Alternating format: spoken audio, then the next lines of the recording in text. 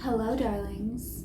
Today I would like to talk about the final girl, a phenomenon, a trope, a character you see frequently in horror movies, specifically slasher movies. To talk about the final girl, we have to talk about horror movies, subgenres of horror movies, Carol J. Clover, Halloween, a couple other horror movies, some proto-slashers just because I want to, and maybe we have to talk about some conservative, puritanical morality nonsense and feminist film critique, which I will be critiquing because I hate it. So buckle up, this is going to be an overly long explanation, just detailing a lot of stuff about the final girl in horror movies because I love horror movies. So let's get into it. Let's set the scene first in talking about generally what a final girl is, which is very basically the lead character in a slasher movie. I will define more specifically what it is in a few moments. I have chapters below if you want to go ahead and fast forward to that. To explain what a final girl is, I have to explain, however, what a slasher movie is. But to explain what a slasher movie is, we have to talk about what a horror movie is. There's a lot of filters, you know what I mean? So, very basically, Britannica, which is, what is it? It's a dictionary, would define horror films as horror films may incorporate incidents of physical violence and psychological terror. They may be studies of deformed, disturbed, psychotic, or evil characters, stories of terrifying monsters or malevolent animals, or mystery thrillers that use atmosphere to build suspense. Masterclass defined horror films as horror is a genre of storytelling that is meant to scare, startle, shock, and or even repulse audiences. The key focus of a horror story is to elicit a sense of dread in the audience through frightening images, themes, and situations. So we got that down. Now we can talk about what's a slasher movie. A slasher specifically is a subgenre, don't know why that's so hard to pronounce, of horror films, of which I think horror films might have more subgenres than almost any genre of movie. I don't know if that's true. That's just an opinion, and coming from a person who watches horror more than any other genre. So that's just my observation. I mean, this is someone made this, www.horroronscreen.com, and they added some more. Like, it's ridiculous. So slashers, I mean, for the final girl is something absolutely coming from a slasher, which the notable slashers they mentioned are Friday the 13th and Halloween. You will definitely see a final girl in the Italian horror, specifically giallo films. Very much have them, although how they depict the final girl is something very different than how we see this in Western films depicting them. Western specifically mostly being Northern America, so the United States and Canada. I'm not really certain as much as it pertains to like the UK, although there are UK slasher films. They're a little different, especially during the 80s in like the video nasty era, so that's kind of its own thing that I'm not as familiar with. So yeah, you see like final girls and slashers, giallo, monster movies, so they have this labeled as vampire, werewolf, classic mythological giant monsters, neo-monsters, animal nature, small creatures are all things you can find final girls in. But when you get to movies like paranormal, specifically like ghost and possession movies, usually don't have a final girl in those because those are usually generally more family based, and I'll actually talk a little bit more about families and specifically children in slashers and how I wouldn't consider those to be final girls if they're children, because usually the entire family unit survives. I'll talk more about that later. So yes, slashers are just a subgenre within the horror genre. So specifically, Wiki defines a slasher as a slasher film is a genre of horror films involving a killer stalking and murdering a group of people, usually by blade tool. And then Merriam-Webster defined it, one that slashes, especially a person who mutilates or kills with an edged blade. So the elements generally in a slasher movie are going to be a high body count, a killer, usually a human, usually a guy, though not always, that's just kind of a general standard, who utilizes a non-firearm weapon. So a slasher can't use a gun. I mean, maybe for like one kill. I think I've seen some use a rocket launcher at one point, but generally they're using a bladed tool or a drill, something along those lines. Something that they've picked up. Trees, sometimes they use branches to kill people. Sure, just like generally speaking, non-firearm weapon.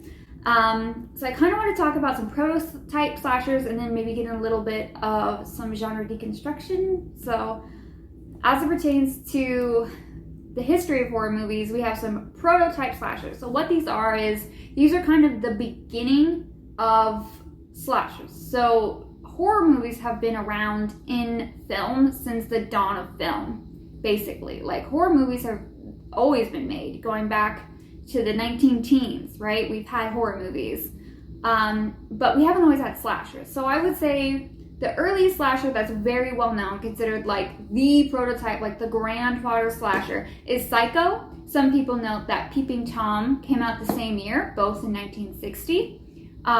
Peeping Tom is a UK film. As I mentioned a little earlier, I'm just not as familiar with UK slasher films. If there are a lot of them, I'm unaware. I wanted to give a shout out to a 1959 proto-slasher by Roger Corman, A Bucket of Blood, which, if you watch, is very much a slasher film, and I think a really great movie. It's kind of an exploration on exploitation. I would definitely recommend it. Dick Miller is in it as his first appearance as Walter Paisley. If you're a horror fan, you definitely know who I'm talking about. So when you're getting closer to the slasher, we still have some prototypes. In 1974, we have the release of Black Christmas, which is a Canadian film, and The Texas Chainsaw Massacre, a US film by Toby? I don't know. So anyway, Texas Chainsaw Massacre. I would say both of these are slashers, but we do have the father of the slasher, which is 1978 John Carpenter film Halloween, which also is generally considered to be the birth of the final girl in the character of Laurie Strode. I'm going to talk more about that specifically in a few moments, though. So why did it take so long, 1978, till we got slasher films? Because they seem kind of obvious, right? Well, as it pertains to cinematic history, particularly in the United States, there's one huge era that had something major in it that you kind of can't not talk about, and that is between 1934 and the early 1960s, we had something called the Production Code, or more colloquially known as the Hays Code, which really limited what could be shown on screen. We talk about a lot of like the racist and like weird things that they did and the homophobic rulings that were there, but also, yeah, they just limited violence. So you really couldn't have something like a slasher because you just couldn't show anything. So it was difficult to have, slasher films. Like we saw, Psycho was really one of the only slasher films to ever be made during the Hays Code, which again fell out of use specifically by 1968. It was officially replaced by what is now known as the MPA's rating system. It was recently, I didn't even know this until this year, it was changed from the MPAA to the MPA. They dropped one of the A's out. I don't even know why. I was very confused. I thought I was misreading, but yeah. So the MPA's rating system, which it's evolved over time, but now we have the ratings G, PG, PG-13, R, and NC-17. So, when we have 1974 releasing something like the Texas Chainsaw Massacre, that was something that absolutely could not have come out, during the Hays Code. That was not held on through the censors. Okay, so now I can get into kind of specifically what a final girl is. So the term, the final girl, is something that was coined by someone. Yes, that's right. Somebody came up with the term, the final girl, and it was a woman by the name of Carol J. Clover, who defined this in her 1987 essay, Her Body, Himself, gender in the slasher film, though it's usually credited as being coined by her in her 1992 book, Men, Women, and Chainsaws. I've read both the essay and the book. She does give reference to the final girl in the essay. So a simple definition, I know I've already given one, but it's the last character left alive to confront the killer. Very simple, but it is more than that. So I'm going to talk about it as Carol J. Clover defined it, again in the 1987 essay. So the final girl, the image of the distressed female most likely to linger in memory is the image of the one who did not die, the survivor, or final girl. She is the one who encounters the mutilated bodies of her friends and perceives the full extent of the preceding horror and of her own peril, who is chased, cornered, wounded, whom we see scream, stagger, fall, rise, and scream again. She is abject terror personified. If her friends knew they were about to die only seconds before the events, the final girl lives with the knowledge for long minutes or hours. She alone looks death in the face, but she alone also finds the strength either to stay the killer long enough to be rescued or to kill him herself. She's inevitably female. So there are final boys. We'll get to that in a few minutes. There's a lot to unpack there, and I'm going to do so momentarily. I kind of wanted to give the definition this website called Film School Reject gives, because I thought it was kind of important, and it also reinforces what she described. So this character is a woman who must go through hell and back, screaming, running, and stabbing her way to survival. She is a virginal figure, but must slowly transform into a monster herself to defeat the murderer. Importantly, this character, despite her gender, must be relatable to the core audience of the slasher film, young men. She is not sexual and is rather shy around boys. Her name and appearance can be described as boyish. She is not totally feminine or masculine. The final girl is almost without gender. It's a very feminist film critique way to look at it.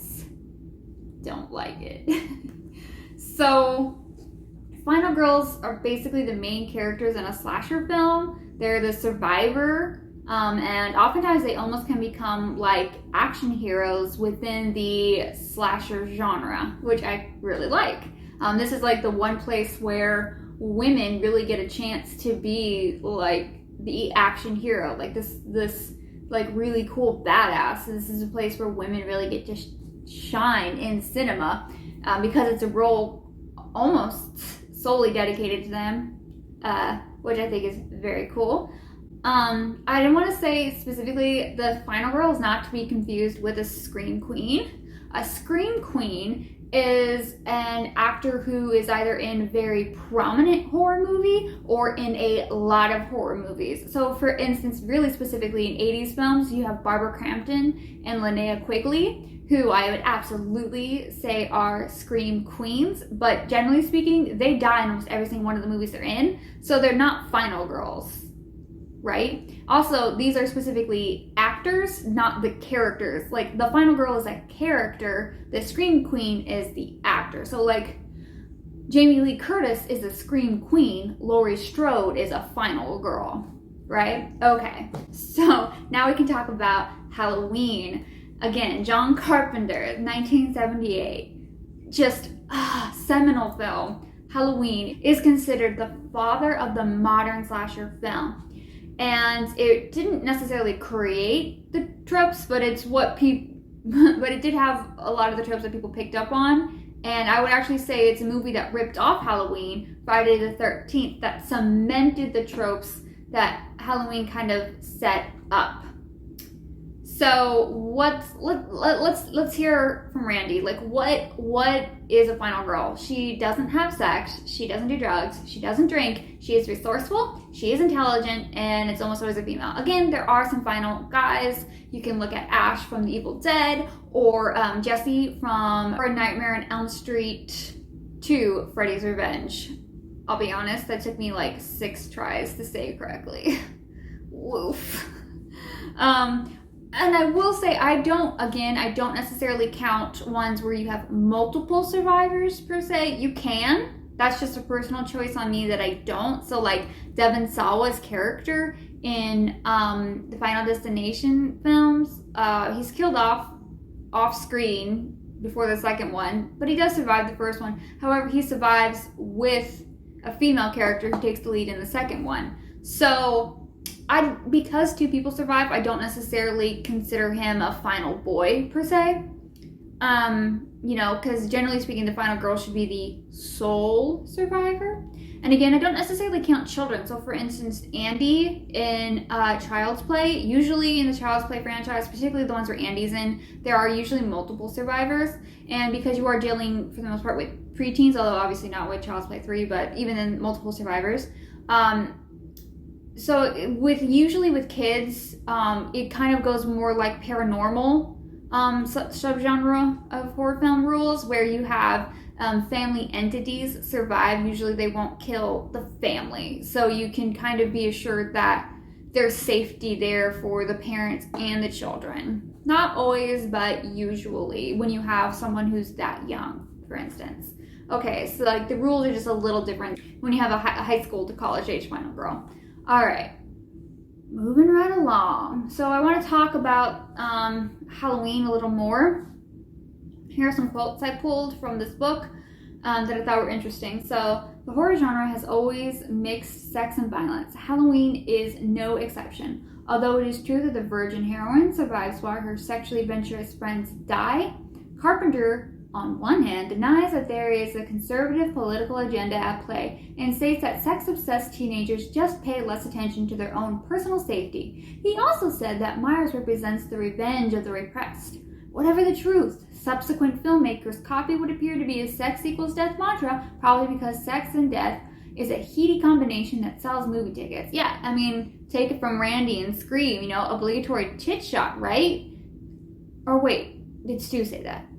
Whomever.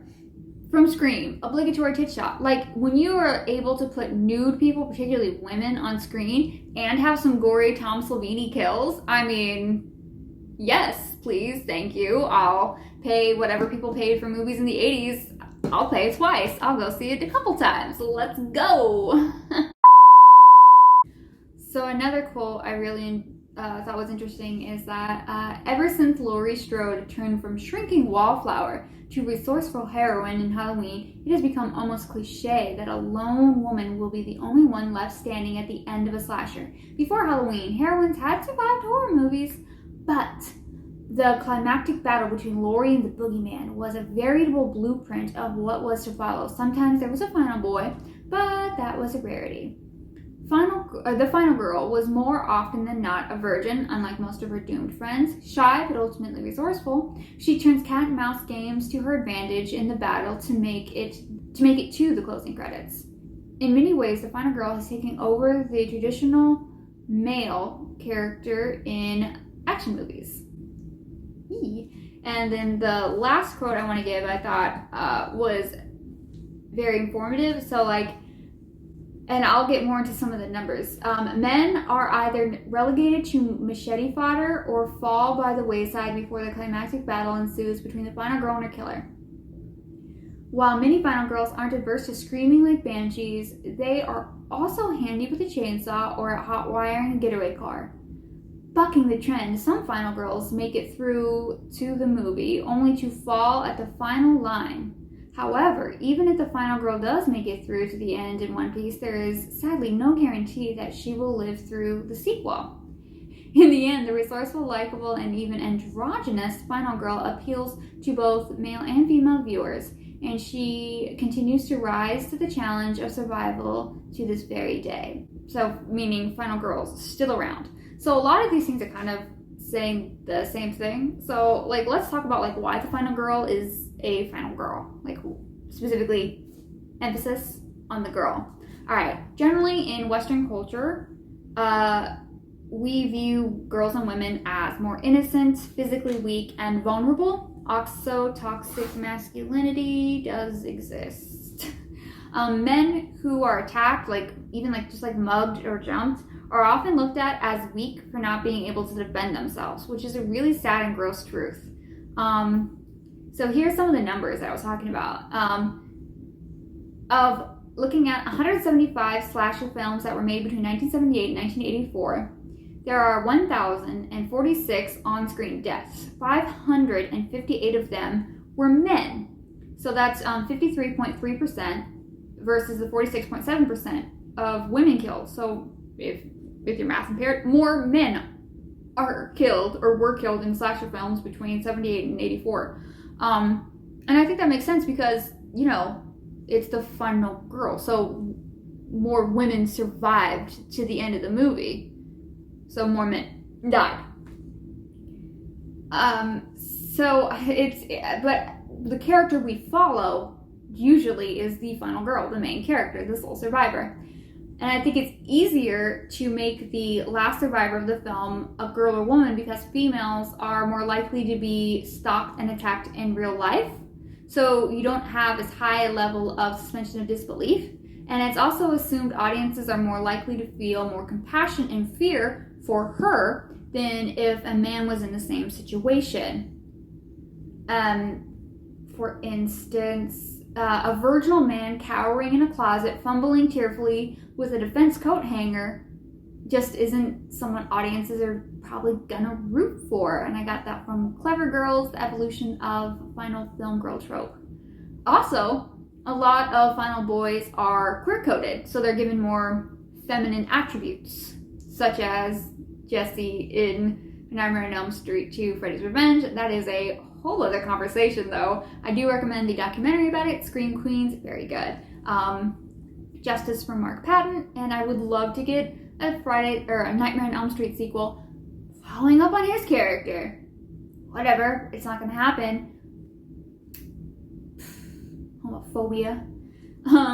But ultimately, Carol J. Clover felt, to very much paraphrase, that the survivor of the film's slasher antagonist abstained from sex because the movies are made for a target audience of males. So with that assumption, the intended audience being boys or young men, it's assumed that they would be pulled out of the movie and cease to relate to the main female protagonist or root for her if she had sex with another man on screen. Emphasis on screen. We'll talk about that in just a second. So in feminist film theory, the living embodiment of a stereotypical conservative attitude of what women should be. At the end of the film, the male audience is forced to identify with the female victim as she's attacked and fighting to survive. It's generally felt that men would reject another man in the same scenario. Just to kind of, re-emphasize that point. So going back to the intended audience being male and would be pulled out of the movie if the main female, who at this particular instance they're supposed to relate to, they would be pulled out of the movie if they watched her having sex with another man, because then they would stop relating to her. I think that's very interesting that women always have to watch movies and relate to the main male character, like in every action movie ever fucking made, and have to watch him make love or have sex with a woman. But the idea of, a man having to follow a main female character and seeing her have sex with another dude is apparently too revolting. I think this is a lot about our society. Not in a good way. Ridiculous. Anyways, another theory, which I think is true either way, is that abstaining from sex, or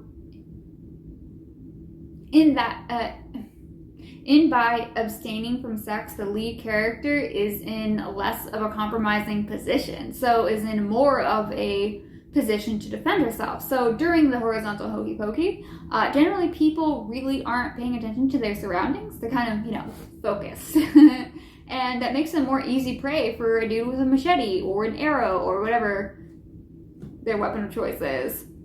And post, boot knocking, often people are kind of tired, and more specifically, they're usually just in their birthday suits. So being fully nude is a very exposed state. I would say kind of especially for women. People really are likely to be more afraid and less likely to run outside and seek help if they don't have any clothes on. And so I think it makes sense that the person who isn't distracted and who is fully clothed, shoes and everything, is the one who lives, because they're the one prepared to run away and they're the one looking. Like if you look at Halloween, you see Laurie and her friends. Laurie knows from right when they leave school, someone's watching. When she gets home, someone's watching. When she's walking, someone's watching, right? When she gets worried about Annie, someone's watching, whereas Annie and Linda are really concerned about their boyfriends. They're distracted, they're young, they're carefree. Lori is not carefree.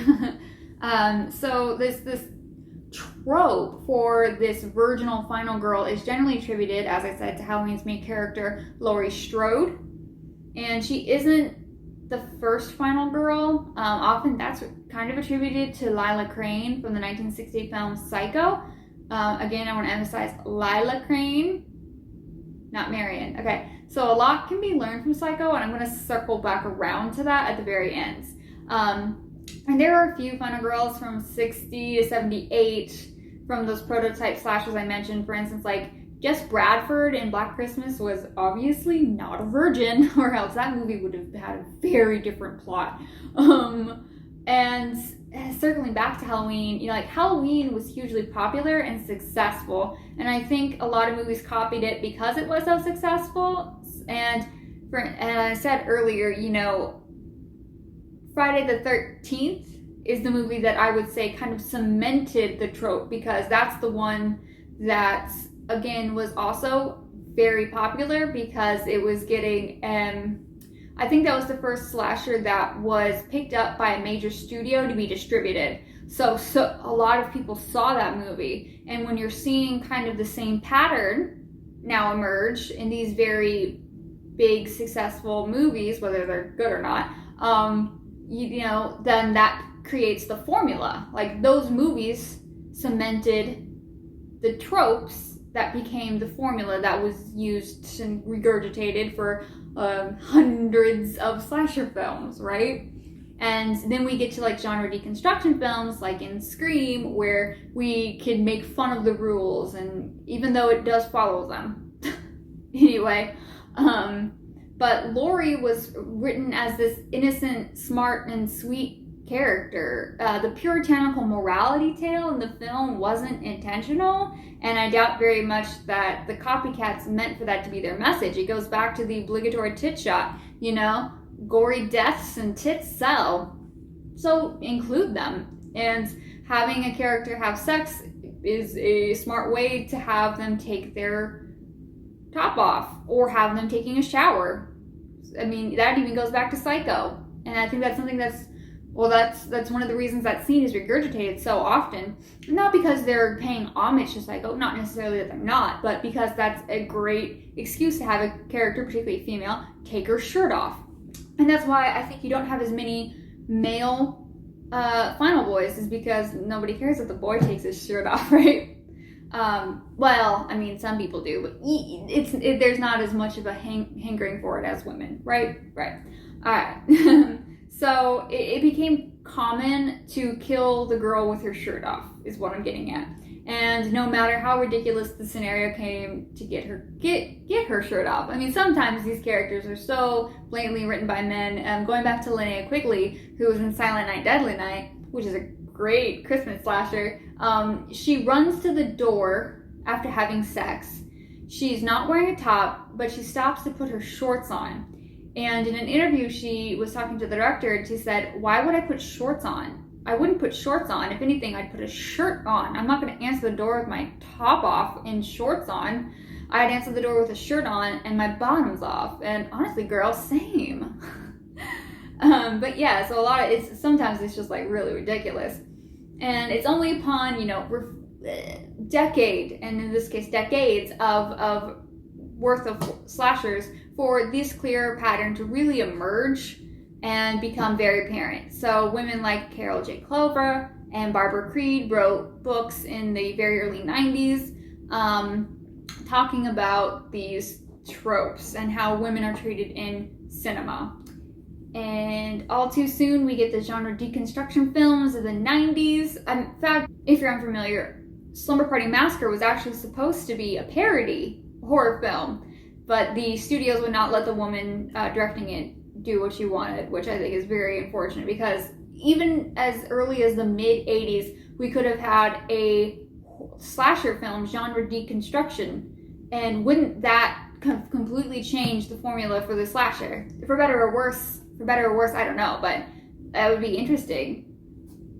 So there are a lot of final girls who are not virgins. I think that the specific thing that should be noted is that the final girl does not have sex during the duration of the film.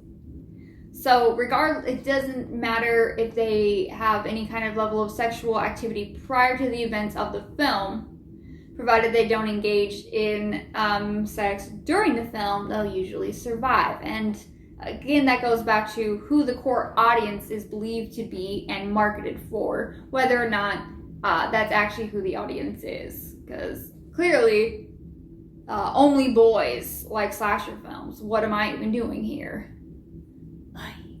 And there are a lot of leading girls and women who are not virgins and, again, simply just abstain during the runtime of the movie. And that's so the audience can empathize better with them. So going back to Psycho, Marion, the woman who got nude, died because she was an easy target in the shower. Lila, the girl who was fully clothed and very suspicious, lived. So the true idea of the final girl is this: paranoia prevails. Okay, thus concludes my rant on the final girl. All right. Yes. Thank you for watching, I guess. Who is your favorite final girl or boy or character? It could be an animal. I think we should have more final animals. You know, Bad Moon was an interesting idea, and they should have done more with it. Yeah, so thank you for watching. If you could leave a comment, I do really enjoy comments, and have a great day.